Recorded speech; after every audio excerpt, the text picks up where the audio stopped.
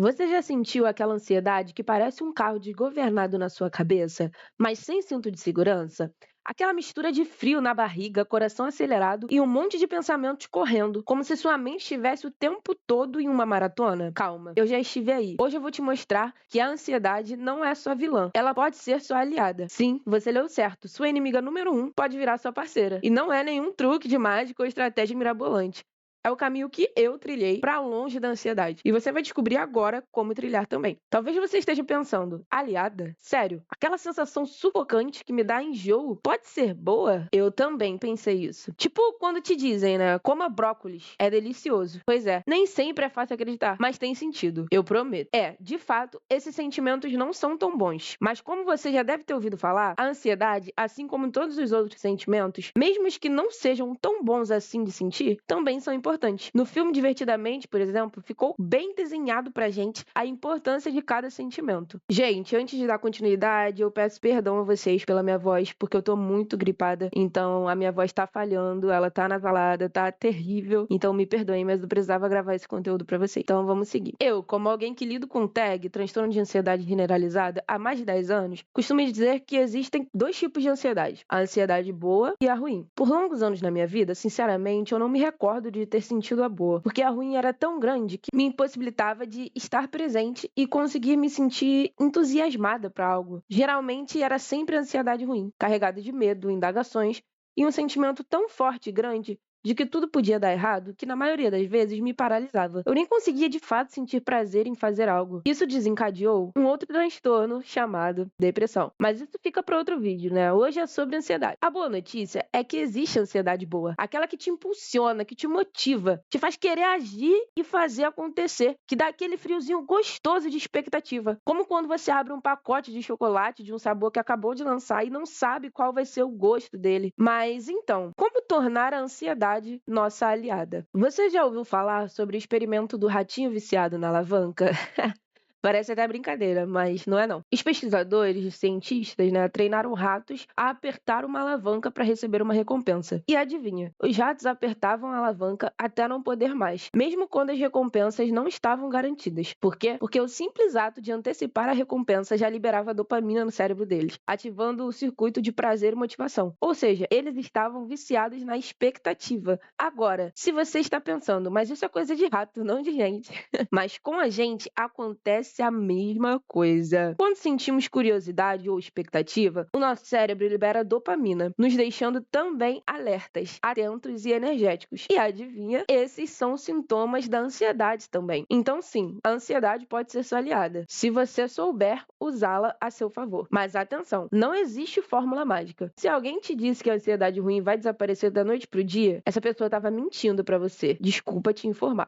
Transformar a ansiedade em aliada exige dedicação e paciência. Não é tipo trocar de roupa. É mais como aprender a andar de bicicleta, sabe? No começo é difícil, mas depois você pega o jeito e curte a brisa no rosto. E nunca mais esquece. E sabe de uma coisa que eu descobri nesse processo? Que o nosso mundo emocional interfere em absolutamente tudo. Na realização dos nossos sonhos, no sucesso profissional e até nos nossos relacionamentos. Quando eu entendi isso, fez todo sentido buscar me libertar internamente dos meus bloqueios. Inclusive, se você também sente que carrega esses pesos, eu vou deixar aqui na descrição um link de uma jornada de desenvolvimento e libertação emocional chamada Liberte-se. É justamente um passo para iniciar um novo ciclo na vida, assim como eu iniciei o meu. Depois dá uma olhada, porque pode fazer muito sentido para você também. Como eu consegui voltar a sentir a ansiedade boa, então? Bom, foi um mix de terapia, leitura e prática constante. Cada insight novo era como encontrar uma chave para um cadeado que eu nem sabia que existia na minha cabeça. Aos poucos, as coisas foram mudando. E hoje eu consigo sentir essa ansiedade boa de novo. E acredite, também consigo não sentir ansiedade nenhuma, o que parecia impossível pra mim depois de tanto tempo. Claro, se eu disser que nunca mais sinto a ansiedade ruim, estaria mentindo. Ainda lido com ela e, sinceramente, eu nem sei se um dia vai sumir. Tem aquele famoso ditado que confesso que eu tenho raiva.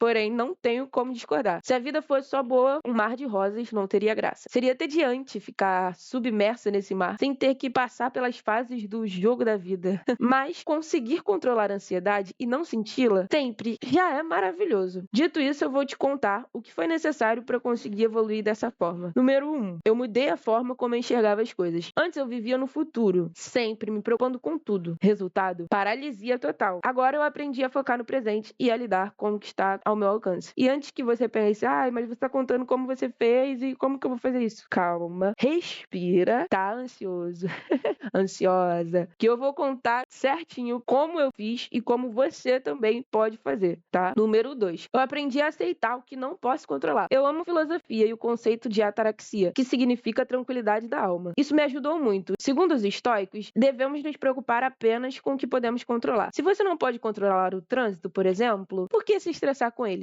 Eu sei, na teoria é bem mais fácil. Mas, apesar de parecer impossível na prática, eu te garanto, não é. Número 3. Eu comecei a praticar a autocompaixão. Eu parei de me cobrar tanto e me culpar impiedosamente. Eu aprendi a ser gentil comigo mesma, a me acolher e a reconhecer os meus progressos, por menores que fossem. Número 4. Eu busquei apoio profissional. Terapia não é sinal de fraqueza, é sinal de coragem. E se você acha que terapia é só pra quem está quebrado, pense de novo. É como ir ao dentista. Melhor prevenir do que remediar, não é mesmo? Você não precisa estar com o dente quebrado pra ir ao dentista. 5. Criar uma rotina mais saudável. Dormir bem, me alimentar melhor, de forma mais equilibrada, né? Não virei nenhuma fitness nem nada. Eu não conseguiria. E praticar exercícios físicos regularmente. Porque, convenhamos, uma mente saudável precisa de um corpo saudável. E vice-versa. Só se preocupar em fazer exercícios com alimentação já é um ótimo adiante. Não precisa virar fitness nem nada, porque eu também não consegui. E acho que eu nem conseguiria. Número 6. Comecei a cultivar a gratidão. Comecei a focar no que eu tenho, em vez do que me falta. A gratidão é como um superpoder que transforma a perspectiva da vida. Eu olhava sempre pro lado ruim das coisas, pro que eu não tinha, pro que era ruim na minha vida, pelas coisas ruins que eu tinha passado. E eu aprendi a mudar e inverter completamente isso. A focar nas coisas boas, sabe? Nas coisas que eu tenho, nas coisas que me fazem bem, que fazem feliz. Porque por mais que tudo esteja muito difícil, ou a gente esteja passando por momentos muito ruins, sempre tem coisas boas pra se agarrar. É só a gente buscar aqui, sempre tem. Número 7. Aprendi a dizer não. Isso aqui é importante demais. Eu não posso agradar a todos e nem você. E tá tudo bem. Eu aprendi a estabelecer limites saudáveis e a priorizar a mim mesma e meu bem-estar. Isso muda de verdade. Foque em você, porque se a gente não estiver bem, a gente não consegue fazer bem a mais ninguém também. Número 8. Eu passei a buscar o significado nas adversidades. Em vez de ver os desafios como obstáculos e apenas sofrer com eles, eu passei a vê-los como oportunidade de crescimento. Afinal, diamantes se formam sob pressão. Número 9. Eu comecei a reconhecer e celebrar minhas vitórias. Cada pequena conquista se tornou motivo de celebração, porque no final das contas, são as pequenas vitórias que constroem as grandes jornadas e os grandes sucessos. Além disso, eu descobri ferramentas que me ajudaram a segurar meus pensamentos viajantes, que só viviam no futuro e aterrissar a mente no presente. Bom, foram anos de terapia, livros e prática constante. E um dos meus grandes aliados nessa missão foi o livro As Coisas que Você Só Vê Quando Desacelera, do monge budista sul-coreano Aemin Sunim. Essa leitura é super gostosa, gente. É acolhedora e forçava minha mente a vir pro presente, sabe? Esse livro, ele nos ensina a fazer isso de maneira suave e acolhedora, nos pequenos aspectos do dia a dia, nos pequenos detalhes que a gente literalmente não percebe quando tá com a mente um turbilhão super ansiosa. Ensina literalmente trazer a mente pro presente e focar no que tá acontecendo aqui e agora. Eu me lembro que uma parte do livro ele fala sobre tomar banho e sentir a água caindo em cada parte do meu corpo. Parece bobeira, né? É algo que sem relevância, mas acredite, faz uma diferença gigantesca. Só testa aí e depois você me conta aqui se funcionou ou não. Você deixa o comentário aqui pra mim.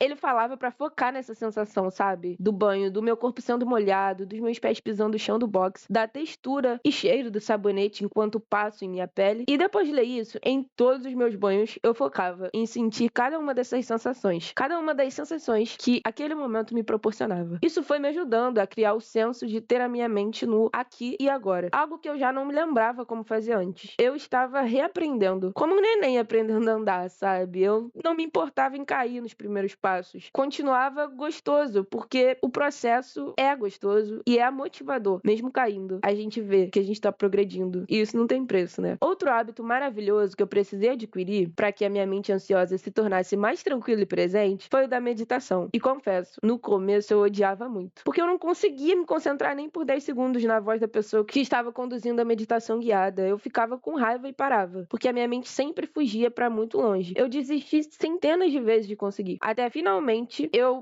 começar a reparar algumas diferenças significativas que esse hábito me trouxe. Quando você consegue, os benefícios são incríveis. A ansiedade ainda aparece, mas não manda mais tanto na sua vida. É você quem manda agora. Você tem o controle. E um hábito que eu não conseguia fazer, pois simplesmente não conseguia identificar e entender meus sentimentos, que só foi possível depois de muito ajuste e dedicação meditação também, é a escritoterapia. Eu nem sabia que esse nome existia, pra ser sincera. Eu nem sabia que era o que eu fazia. Eu só descobri depois que eu já estava fazendo. Então eu entendi melhor ainda o porquê esse hábito me fazia tão bem e era tão importante eu continuar fazendo ele consistentemente, sabe? Com todo dia ali certinho. Eu simplesmente pego um caderno e escrevo tudo que eu tô pensando e sentindo. É tipo descarregar um caminhão de emoções da cabeça pra folha. A folha fica cheia e a mente em paz. Hoje, além de me aliviar, me ajuda a organizar meus pensamentos e perceber os meus progressos. É maravilhoso. Ah, e para facilitar ainda mais esse processo, eu preparei um e-book gratuito chamado Desbloqueie Sua Vida. Nele, eu mostro de forma bem prática o passo a passo de como se livrar das emoções ruins e desbloquear de vez a sua vida. O link tá aqui na descrição. Baixa lá e já começa a aplicar hoje mesmo. Vai te ajudar bastante. Percebe como aos poucos a ansiedade pode deixar de ser aquela vilã sufocante e se transformar em uma força que te impulsiona? Não é um processo rápido e nem fácil. Nada que vale a pena é, né, gente? Mas é possível. Eu sou a prova disso. Quando a gente aprende a trazer a mente para o presente, cultivar hábitos saudáveis e olhar para dentro de nós mesmos, a ansiedade deixa de nos paralisar e passa a nos ajudar a caminhar. Se esse conteúdo fez sentido para você, lembra de curtir o vídeo e compartilhar com alguém que também precisa ouvir isso.